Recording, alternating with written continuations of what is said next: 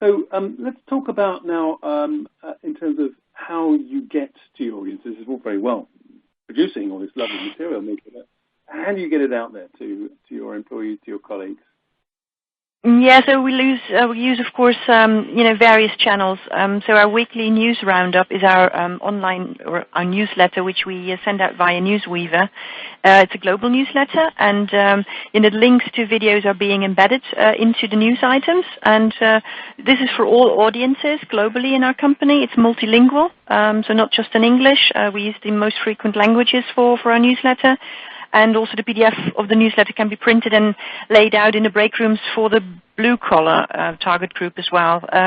Then, of course, in the intranet, we put links to videos for all kinds of projects and initiatives, which are then, of course, also visible globally for all audiences. Then face-to-face, I think that's, with no doubt, most efficient channel for all audiences. Of course, it's local, and because of this, like local events or briefings, we partly decide also to film those and then put up the recordings into the intranet or make them available, the links or the streamed links available in our newsletters as well.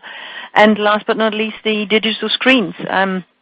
Of course, especially for a shop floor audience, the digital screens are also very, very useful to communicate like video clips to these guys.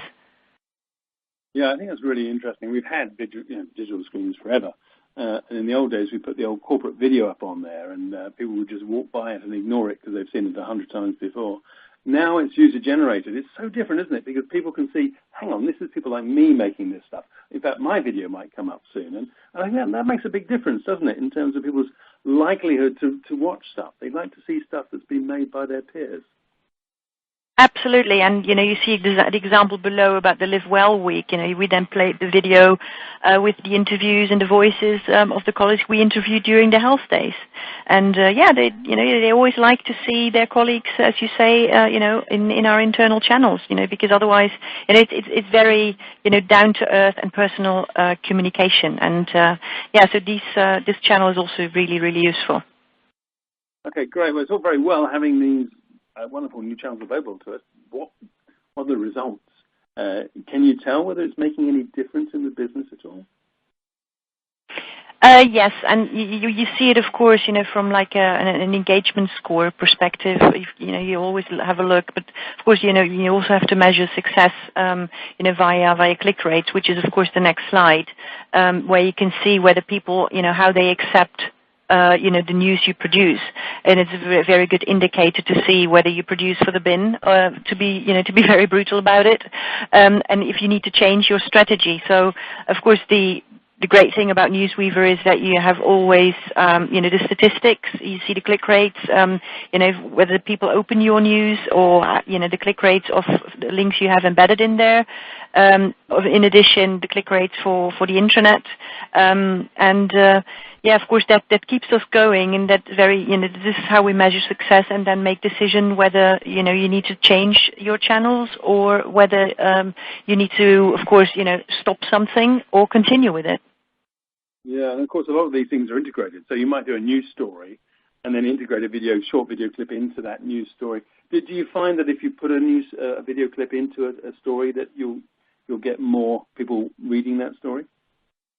Yeah, you see the statistic, this image from the intranet click rates. That was an example from a Voice of the Customer event we did. And I think we had in that particular month, just because of that Voice of the Customer story, which was a very popular one, about 60,000 clicks.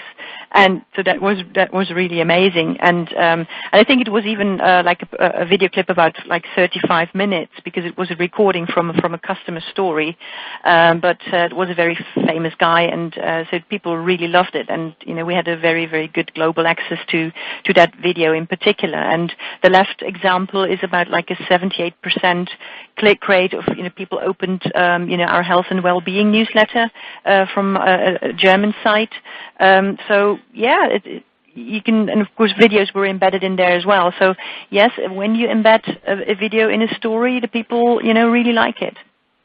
Yeah, it's fascinating how it's all about convergence. I mean, if we think about tools such as Periscope, which is the live streaming app which Twitter bought I mean, there anybody in your organization can just hold a phone up and stream live your CEO making a speech, or anybody, a customer saying something to their followers. It's a brave new world that we're entering here, isn't it? It's very exciting.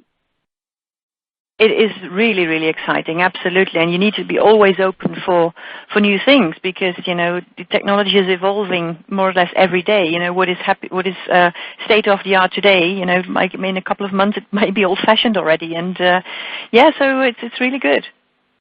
Makes the job very interesting. Yeah. And, of course, it suits Rolls-Royce. You're an organization that builds things and makes things. It's not like an insurance company, although, of course, you can always find stories around insurance, but you are particularly advantaged because you deal with real stuff that's very photogenic on camera. Oh, absolutely. And it's the technology which fascinates people, and you saw it from the video. Lovely, Mika. Thank you very much for telling us your story. Please stay on the line because I'm sure there'll be lots of questions for you at the end of the webinar. But